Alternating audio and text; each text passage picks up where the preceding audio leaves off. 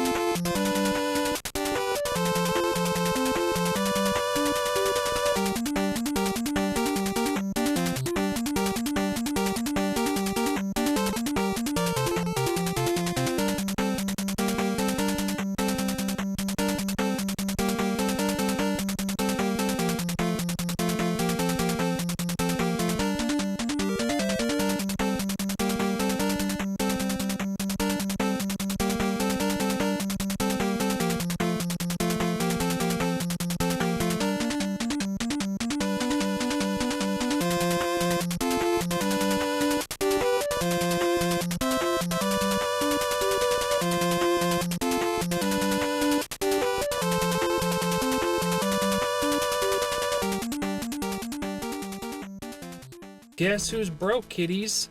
This guy right here. I'm gonna head home because it's winding down about that 5 o'clock hour, about to close up the main hallway, the exhibits. You can do the arcades up to midnight. There's panels going on. I already saw one. I'm not gonna go any more panels today. And besides, I'm out of money and there's a lot to think about on the ride home, but I'm gonna wrap up the video in a couple hours. I'm gonna eat first, wrap up the video, show you my pickups, what I thought, and we'll talk about tomorrow as well. So just came back from the Portland Retro Gaming Expo. Like I said a couple years ago about pre-sale badges, yeah, let's say double or triple from a couple years ago. You want to talk about insanity of lines? Just check this out.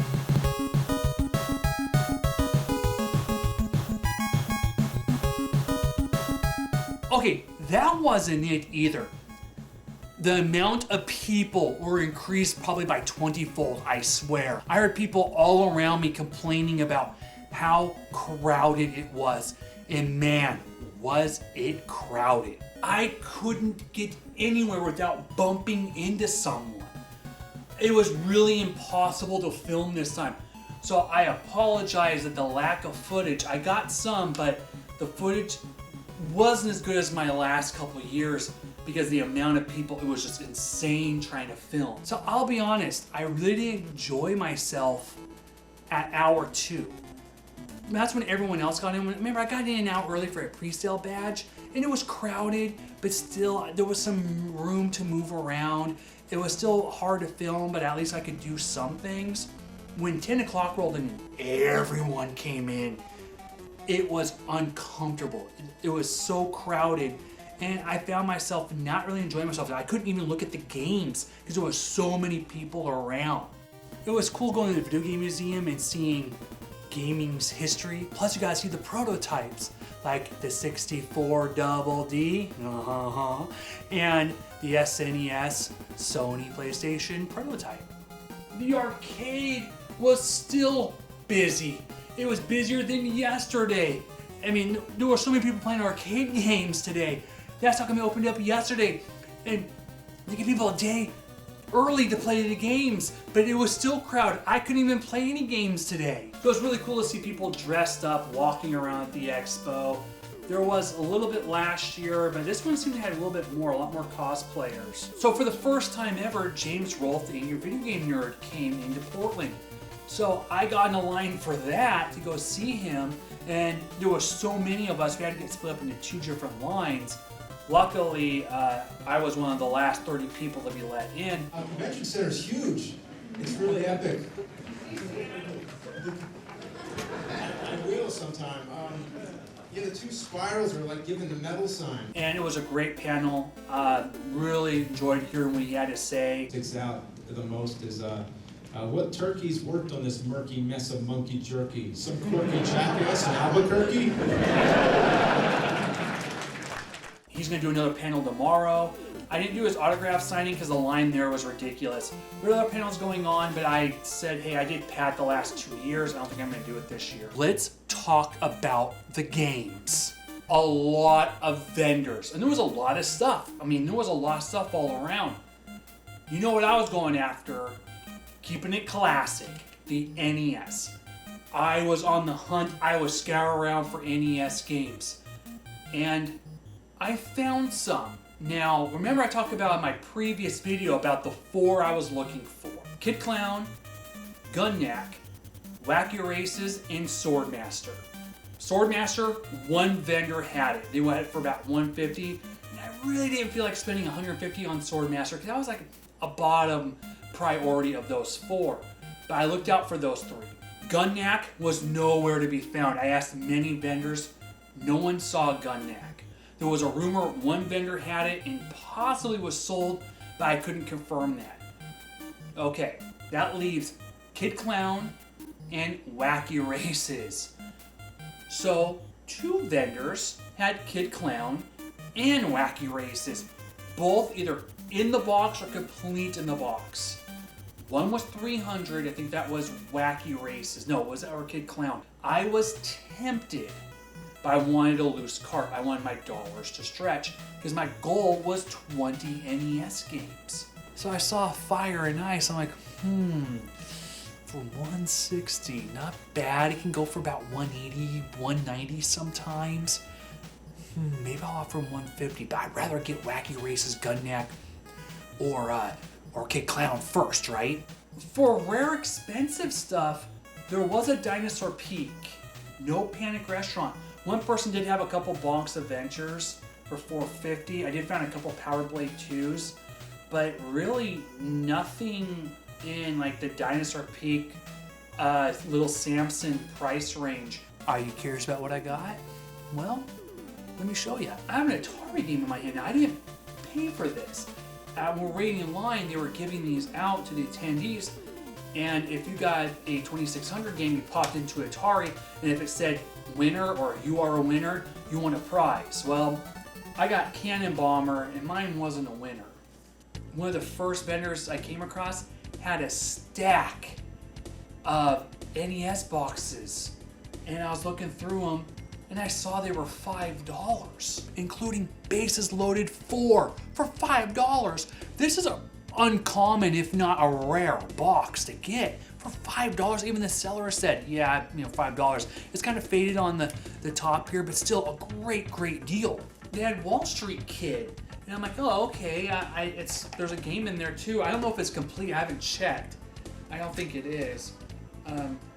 No, but it's, $5 for the box. I already have Wall Street Kid, but it was only repeat for $5. I said that is acceptable.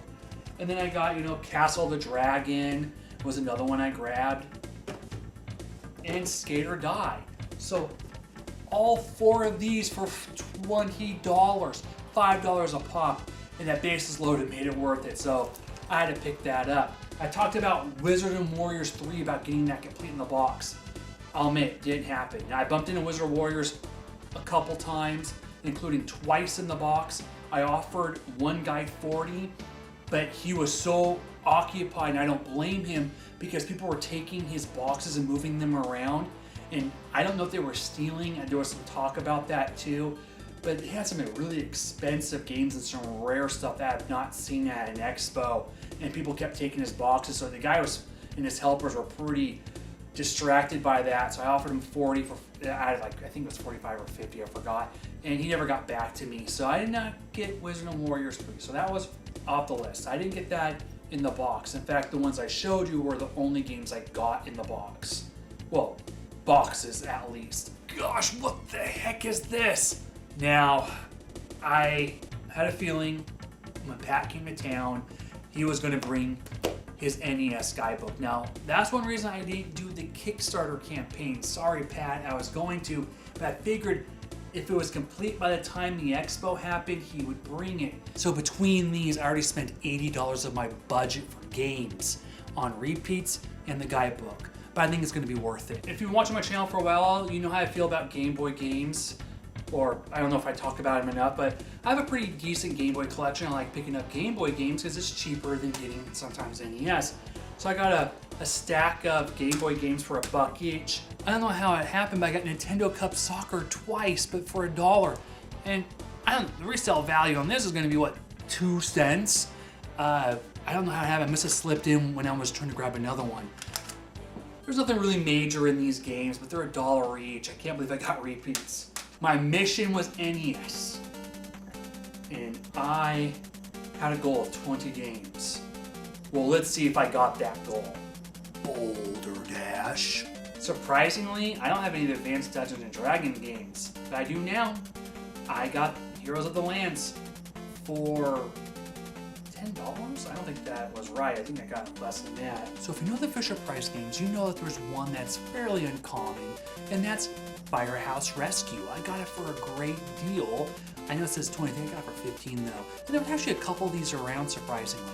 Space Shuttle Project! I got this for, I think, 15 bucks. Army Matey Pirates. The Last Starfighter. Nick. Oh, where is it? I can't see it. The Great Waldo Search. The Last Ninja.